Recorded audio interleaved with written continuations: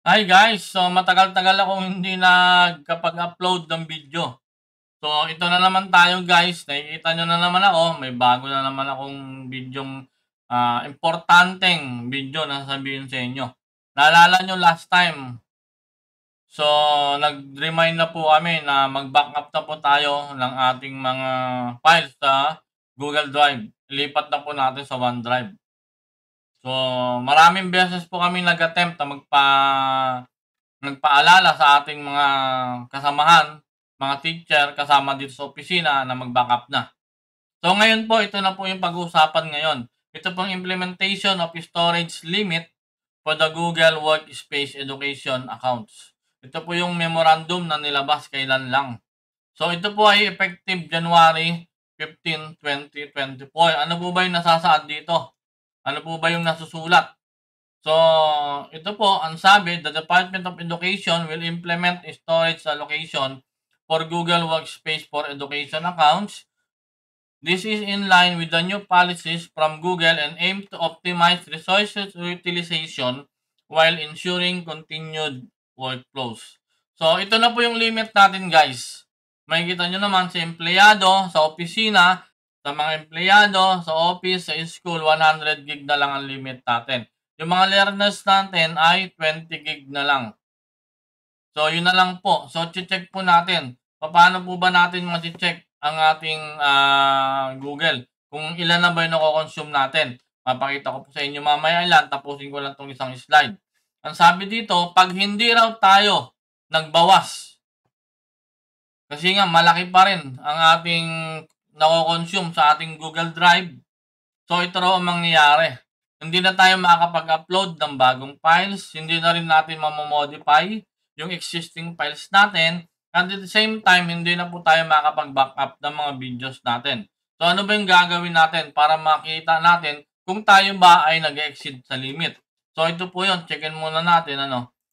Open ko na lang po yung account ko para po makita ninyo. So, ito po yun. So, meron po dito tatlong tuldok. Ay, yung mga tatlong tuldok, yung naka-layer na ganyan, square siya. Mga tuldok-tuldok, yan lang po yung i-click nyo sa tabi po ng pangalan natin, ng profile natin, ano. Click nyo lang po yan, hanapin nyo po yung Google Drive. Yan.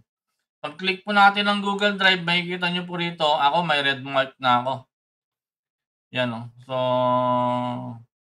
storage full, sabi niya, exceed na raw tayo ng 10.49 petabyte. Actually, mataas na yan. So, ako rin po mismo is, kung titingnan po natin, is, ilalaki ko lang po, ano, ako po ay nasa 678.51 gig.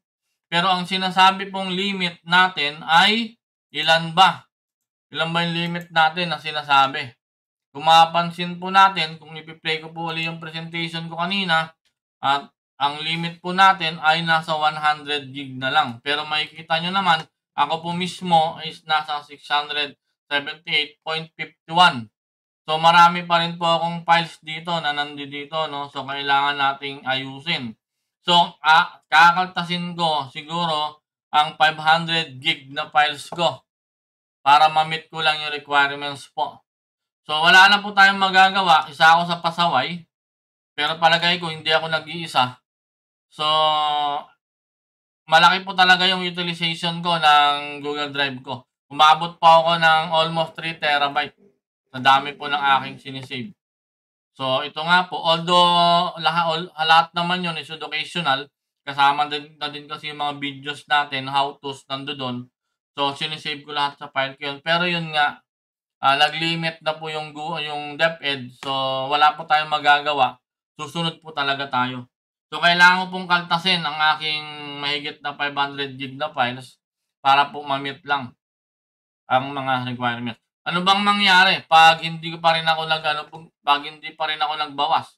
Natili pa rin akong isang pasaway. So, ayokong bawasan yan kasi sa tingin ko importante lahat yan. So, ang mangyayari po is ganito, tuloy natin yung presentation ko kanina. So, forward ko lang po. So, yun nga, pag hindi daw ako nagbawas hanggang January 15, ito na lang hindi na raw ako makakapag-upload, hindi ko na rin ma-modify, hindi na rin ako makakapag-backup ng photos and videos. So, policy reminders po, Sabi nga daw ni DepEd, ang Google Workspace for Education is for education and public service purposes natin. Although naman, alam niyo naman guys, yung laman ng Google Drive ko, usually yung mga how-tos natin, sabi ko kanina, yung mga related na educational ano natin na sinasama natin sa video. So, hindi pa rin yun kasi purely ngayon sa 100 gig guys, ang may lalagay natin doon yung mga files lang talaga natin sa Office. Siguro mga konting video, gano'n na lang, pero hindi na lahat. Sinasabi pa rito, storage of personal files, copyrighted materials, or unrelated content is strictly prohibited. So, naghigpit na talaga sila. Kung dati-dati yung iba sa atin nakakapag-store ng mga Korean novela, mga collection ng series, TVs, movies, sa Google Drive natin, ngayon po hindi na.